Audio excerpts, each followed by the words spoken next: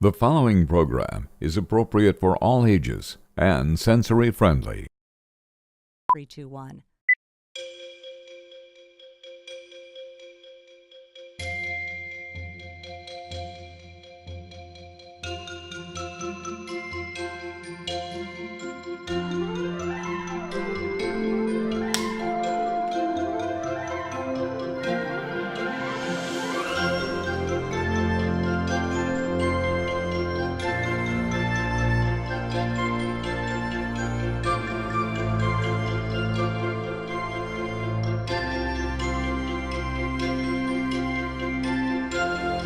From Chicago, this is the Autism Channel World News with Roger Badish. Hi, and thanks for joining us on the Autism Channel World News. In Brisbane, Australia, a family of immigrants from Bangladesh is facing deportation. The reason is their son was diagnosed with autism. The Kabir family arrived in Australia 5 years ago and would appear at first glance to be model immigrants. Inamul Kabir holds a doctorate in mathematics and works as a statistician for the University of Queensland. His wife, Seuli, holds hers in biological engineering. After 5 years of residency, the Kabirs applied for permanent residency but had their application denied due to their son Srijan's autism diagnosis. Australia's immigration department requires that no applicant will exceed $200,000 in health care costs. Those who are expected to are labeled burdens and disallowed from remaining in Australia. This would require the Kabirs to return to their native Bangladesh, where autism services for their son are not available. The family has retained legal counsel to appeal their case to Australia's Department of Immigration. Last month, British autism charity Anna Kennedy Online undertook the largest autism survey of its kind in the United Kingdom, and the results are in. Several results are of particular note. The survey found that 76% of the respondents first suspected a child did so before the child reached age 5, but only 59% began the diagnostic process before age 5. This disparity would appear to indicate an inability for citizens of the United Kingdom to access diagnostic services in a timely manner. Indeed, over 50% of all respondents wrote that they waited over 5 years to obtain an autism diagnosis. You can read more of the results for yourself at annakennedyonline.com. As just over 1 year has passed since the tragedy at Sandy Hook Elementary School, the parent of one of the victims is working to make a difference in the lives of children with autism. Among the victims of the Newtown shootings was 6-year-old Dylan Hockley, who, despite his autism, was enrolled in a mainstream classroom. In Dylan's memory, his father, Ian, has founded an organization dedicated to autism awareness and support.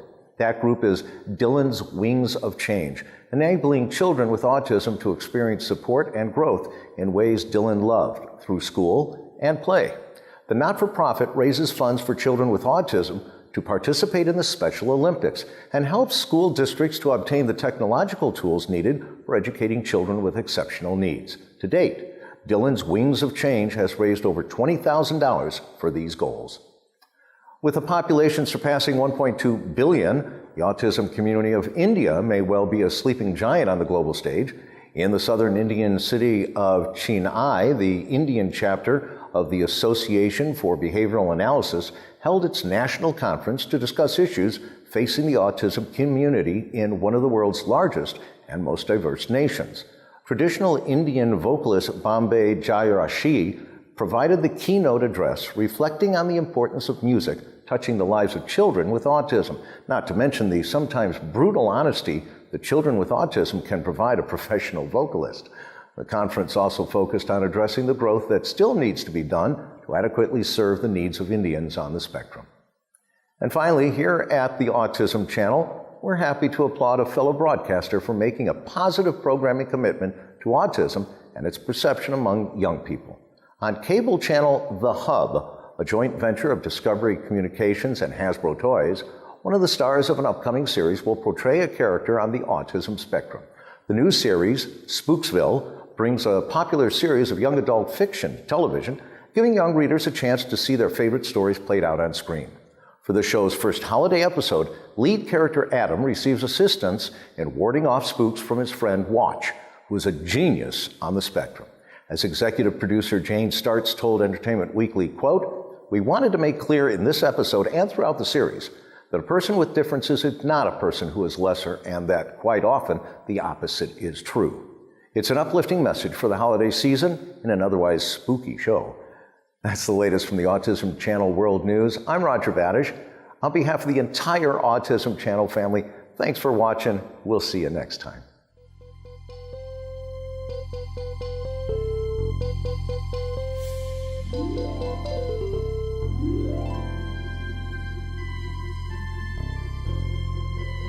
Join us again tomorrow for the Autism Channel World News with Roger Badish. I'm Mary Beth Marsden. Hi, my name's Lynette Louise, otherwise known as the Brain Broad. My show is Fix It in 5, and this is the Autism Channel.